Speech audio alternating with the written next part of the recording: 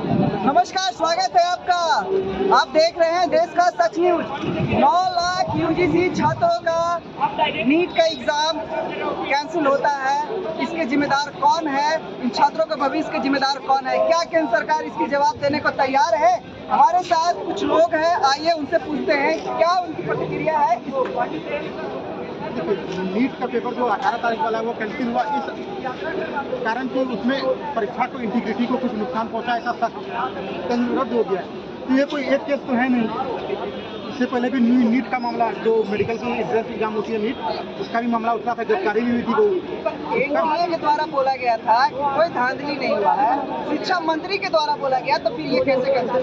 देखिए, शिक्षा मंत्री ने कहा कि कोई धांधली नहीं हुआ है, लेकिन जनता को और विद्यार्थी के दिमाग में रोष है ना। अगर इतना ही आप पाक साफ हैं, इतना ही आप ईमानदार हैं, तो एक सीबीआई जांच गठित कर दीजिए। सीबीआई को कुछ समझ दीजिए। भाई, आप दूध का दूध और पानी का पानी निकालो। सीबीआई बताएगी कौन गुनहगार है, कौन बेगुनाह है। इसका फैसला सीबीआई करेगी, कोर्ट करेगी। नेता के बात पर कोई जनता तो खुश हुआ नहीं। ठीक है, शिक्षा मंत्री ने बोला कि यहाँ पर कोई धांधली नहीं हुई, जनता खुश है। आप जनता के ना प्रतिनिधि हैं, तो जनता का भविष्य बर्बाद हुआ, इसका कौन हिसाब देगा? वही तो मैं बोल रहा हूँ कि इस पर आप सीबीआई जांच गठित कीजिए और जो दोषी है उसको जेल में डालिए और ऐसा कानून बनाइए, कड़ा कानून, कि दोबारा पेपर धांधली, परीक्षा में धांधली करने वाले, पेपर लीक करने वाले, किसी भी प्रकार का मिसयूज करने वाले, उनके हाथ कांपने चाहिए, उनकी गिरफ्तारी होनी चाहिए और इतनी कड़ी सजा मिलनी चाहिए। नॉन अवेलेबल वारंट होनी चाहिए। रात रात भर जगकर विद्यार्थी तैयारी करते हैं इस उम्मीद से कि मेरा सिलेक्शन होगा, मेरी जॉब होगी, मेरी कैरियर अच्छी होगी। और आप क्या कर रहे हैं? उन विद्यार्थियों के साथ अन्याय कर रहे हैं और अपने रिश्तेदारों को और पैसों पर क्वेश्चन बांट रहे हैं। मैं किसी पर इल्जाम नहीं लगा रहा हूँ, ऐसा इल्जाम लग रहा है ना। हालांकि कोर्ट का कोई फैसला इस बारे में नहीं आया है, लेकिन गिरफ्तारियां हो रही है। झारखंड में पेपर लीक हुआ, गिरफ्तारी हुई हजारीबाग में। अभी टीचर का बाली हुई थी, बाली की परीक्षा हुई थी 12 मार्च, हाँ बीपीएससी 12 मार्च, उसकी भी री एग्जाम हो रही है, हुई। अभी तक डेट कंफर्म नहीं हुआ उसका। हाँ, जून में होगा, सॉरी जुलाई में होगा, 15 से 20 जुलाई के बीच में। तो ये एक केस तो है नहीं, हर राज्य में ऐसा मामला दिख रहा है, उत्तर प्रदेश में दिख रहा है। तो एक हमारे प्रधानमंत्री जी एक ऐसा कानून क्यों नहीं बनाते हैं? ये नेता खुद शिक्षा मंत्री होने के बाद वो बोलते हैं कि हुआ नहीं है। नहीं, अब देखिए, तो अपने देश लोगों को इकट्ठा नहीं करता है, शिक्षा मंत्री कभी नहीं करेंगे। और जनता खुद नहीं है ना। ठीक है, शिक्षा मंत्री ने बयान दिया, जनता नहीं खुद है ना। आप एक सीबीआई जांच गठित कर दीजिए ना। आपको क्या आपत्ति है? अगर आप इतना ही पाक साफ है, इतना ही आप ईमानदार है, सीबीआई जांच गठित कर दीजिए। आप सीबीआई बताएगी क्या सही है क्या गलत है। सीबीआई अपना कोर्ट में रिपोर्ट दीजिए, कोर्ट फैसला करेगा। आज जैसे कोर्ट ने फैसला किया कि मैं 8 जुलाई को फैसला दूंगा और अगर काउंसलिंग हुई और फैसला आपके खिलाफ का, वो काउंसलिंग भी रद्द होगी, तो मैं सुप्रीम कोर्ट के फैसले का इज्जत करता हूँ। ऐसा ही फैसला हर जगह होना चाहिए। नेता लोग अरे नेता के पास कोई काम धाम है नहीं, इनको देश का विकास करना नहीं होता है। इनका बेटा बेटी कभी रात रात जाकर पढ़ता नहीं होगा ना। इनका बेटा बेटी कभी अपना खेत बेच के पढ़ने नहीं आया है ना। इनका बेटा बेटी को, इनको क्या पता चलेगा दूसरे का क्या दर्द है? सही।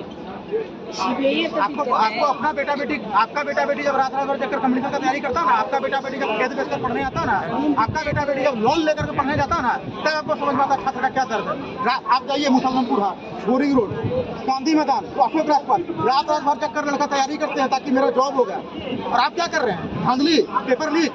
और उसके बाद जब जनता सवाल उठाती है तो आप सीबीआई जांच कभी नहीं करते, तो बिना पकड़ा देते हैं। प्रेस कॉन्फ्रेंस, आपका प्रेस कॉन्फ्रेंस नहीं चाहिए, सीबीआई जांच चाहिए।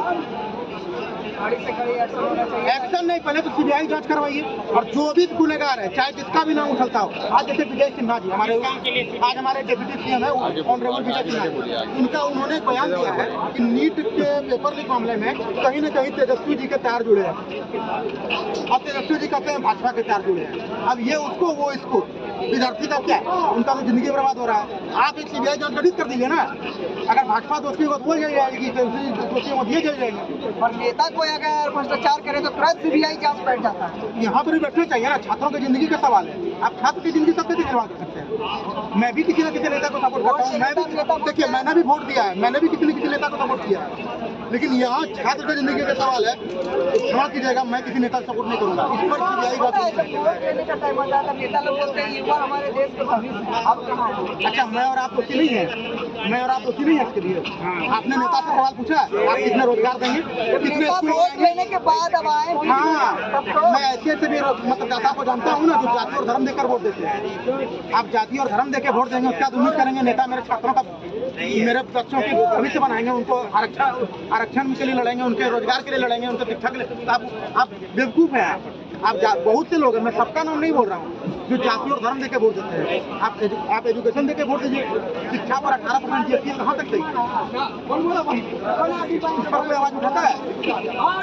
18% जीएसटी शिक्षा पर कहाँ तक सही है? शिक्षा पर कंपनी कर दीजिए। आप क्या इसके बारे में सोचते हैं? कमेंट बॉक्स में अपनी प्रतिक्रिया देकर बताएं। धन्यवाद।